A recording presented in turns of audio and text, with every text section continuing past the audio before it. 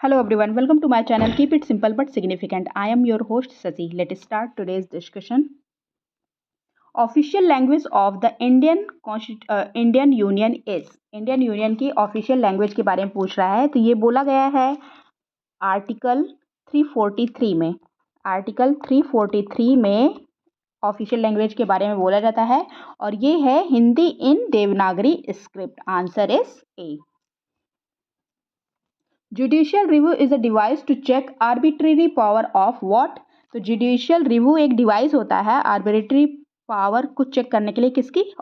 Executive की, कार्यकारी जो शक्तियां हैं उसकी। Which of the following writs can lie only against a person holding a public office.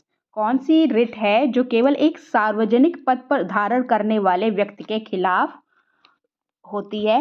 तो इसे कहा जाता है मैंडमस। इसको क्या कहा जाता है? मैंडमस। और मैंडमस जो होता है ना, वो गवर्नर और प्रेसिडेंट इनके खिलाफ जारी नहीं हो सकती। इनके खिलाफ जारी नहीं हो सकती, गवर्नर और प्रेसिडेंट। हैबियस कॉर्पस क्या होता है? हैबियस कॉर्पस का मतलब होता है to have a body. To have a body. इसमें क्या होता है? अनलॉफुल डिटेंशन जो होता है उसके खिलाफ होता है। इसको सुप्रीम कोर्ट और हाई कोर्ट के द्वारा जारी किया जाता है। प्रोहिबिशन क्या होता है? किसी चलते हुए केस को हायर कोर्ट अपने पास बुला लेता है, उसको कहा जाता है प्रोहिबिशन। सर्टिटरी मतलब टू क्वैश द ऑर्डर।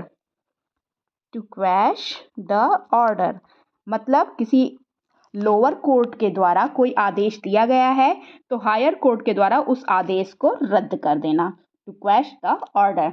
और एक होता है क्वो वारंटो। क्वो वारंटो, इसका क्या मतलब होता है? क्वो वारंटो का मतलब होता है what is your authority.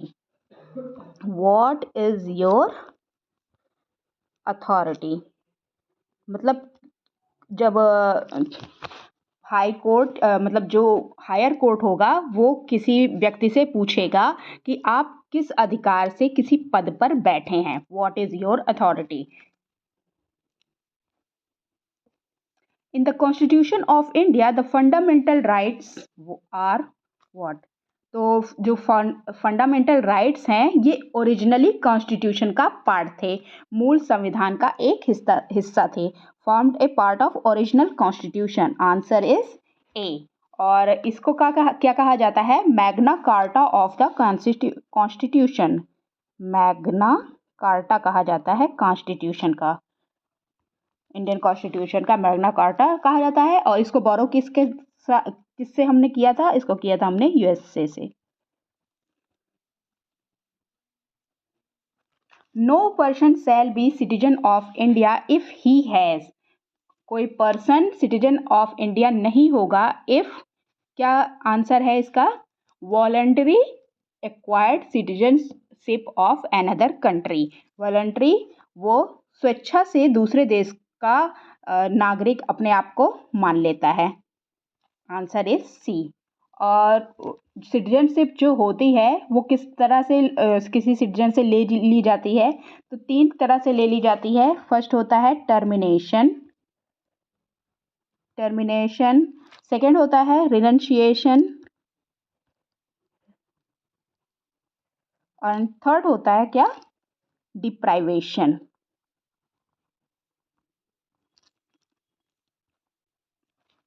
In which of the following cases the Supreme Court held that fundamental rights are unamendable? कौन से केस में सुप्रीम कोर्ट ने कहा था कि फंडामेंटल राइट अपरिवर्तनीय है? तो ये केस था आपका कौन सा? Golaknath case. Answer is fourth. Golaknath case ये कब हुआ था? ये हुआ था 1967 में। 1967 में गोलकनाथ केस में बोला गया था सुप्रीम कोर्ट के द्वारा कि फंडामेंटल राइट्स आर अनअमेंडेबल। और केशवानंद भारती केस में फिर क्या हुआ? केशवानंद भारती केस आया था 1973 में।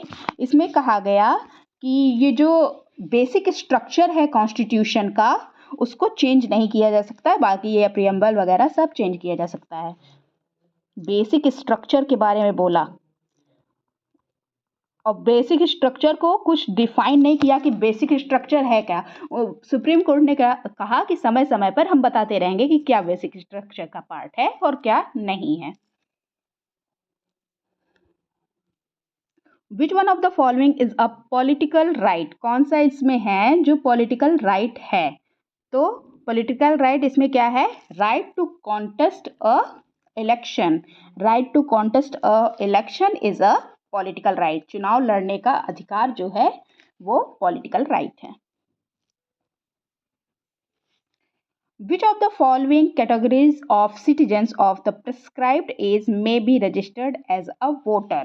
निम्नलिखित में से किस श्रेणी के नागरिक को निर्धारित आयु के मतदाता के रूप में पंजीकृत किया जा सकता है। तो कौन पंजीकृत किया जा सकता है, नॉन रेजिडेंट सिटीजन जो है वो पंजीकृत किया जा सकता है। आंसर इज 3 अनिवासी नागरिक। Persons may change but rules should not change is the principle of what? Person change होगा लेकिन रूल चेंज नहीं होगा, ये प्रिंसिपल होता है कॉन्स्टिट्यूशनल गवर्नमेंट का।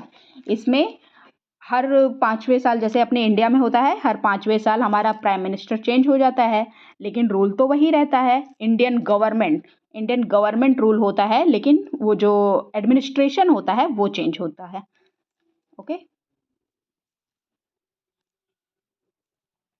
A federal structure for India was first put up forward by the federal structure, संघीय ढांचा के बारे में बात की जा रही है, तो ये किसके द्वारा रखा गया था, तो ये रखा गया था एक्ट ऑफ 1935 के द्वारा।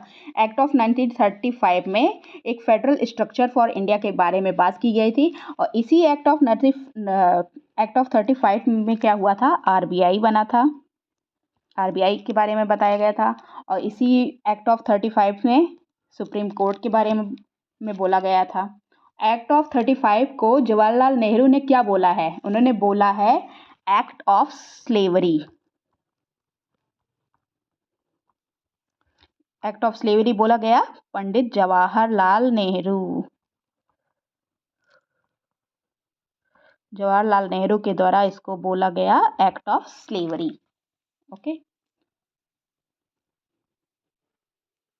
that's all for today. If you like my video, please do like, comment, share and subscribe. Thank you.